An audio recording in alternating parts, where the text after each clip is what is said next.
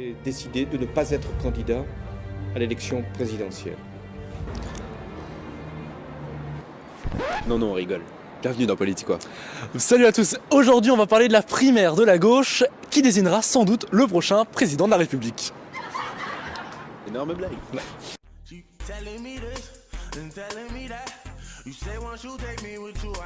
Politiquois. Politiquois.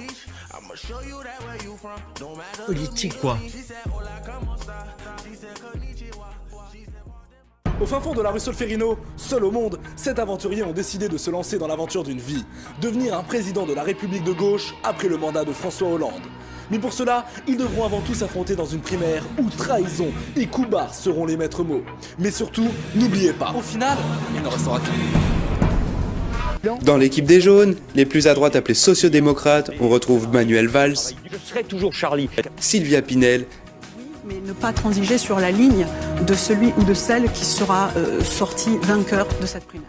la seule femme de cette primaire, mais c'est également la présidente du PRG. Non, pas du PSG, du PRG. On regrettera donc de ne pas entendre des mots comme Marseille, on t'encule, ou encore mais qu'est-ce que tu fous la valse derrière droit, joue pas à gauche, sortir de sa bouche. Et François de Rugy, l'élève écolo qui s'est perdu le jour de l'inscription à la primaire d'Europe Écologie Les Verts. Et aujourd'hui on ne sait pas bien ce qu'il fait là, il semblerait qu'il se soit encore perdu le pauvre. J'en ai un peu ras-le-bol, justement, de ce scénario qui serait écrit d'avance par certains commentateurs, les mêmes qui se sont complètement plantés, il faut bien le dire, sur la primaire de la droite. Et alors là, ils ont décidé que la primaire de la gauche, ça marcherait pas. Dans l'équipe des Rouges, les fondeurs très à gauche, c'est un combat entre Arnaud Montebourg, Une présidence forte, c'est celle qui défend l'intérêt des Français. Benoît Hamon Le licenciement.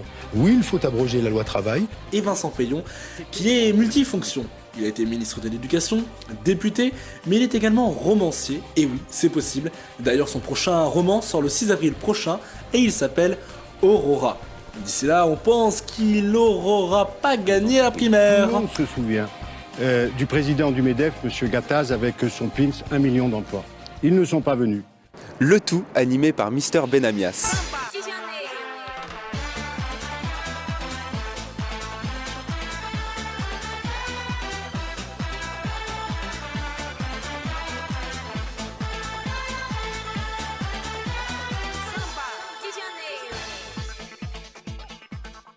Un candidat qui ne connaît pas son programme, J'apprends que je veux constituer un corps de vigile privé. Je sais pas où vous avez lu ça. Moi, je Sur l'apprends. votre site, Jean-Luc Peut-être, mais Benamias je- 2017. peut-être, mais- Non, donc, mais si à chaque ça fois vous va dites que juste- ça n'existe donc, pas, c'est ça moi, va. monsieur Benamias, juste pour...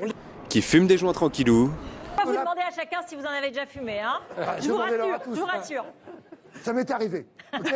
je vous rassure. Ok. Donc, et qui veut des cours en amphi en mode YOLO.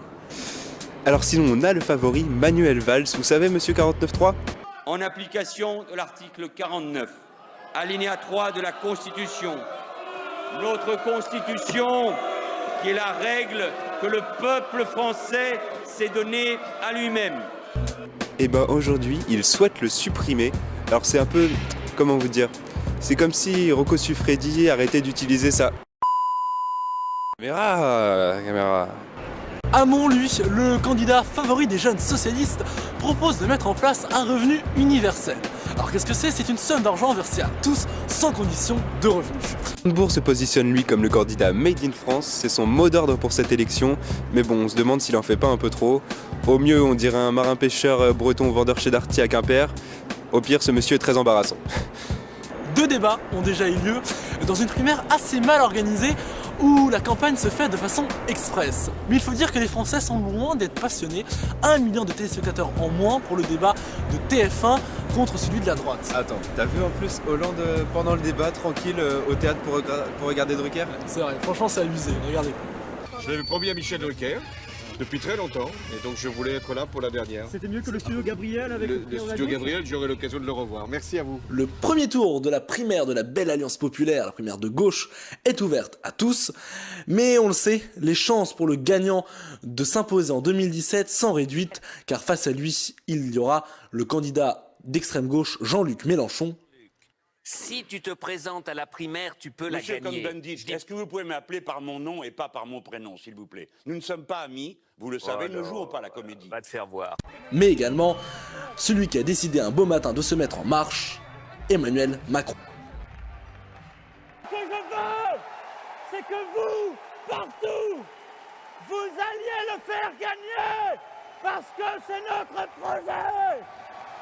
Vive la République, vive la France.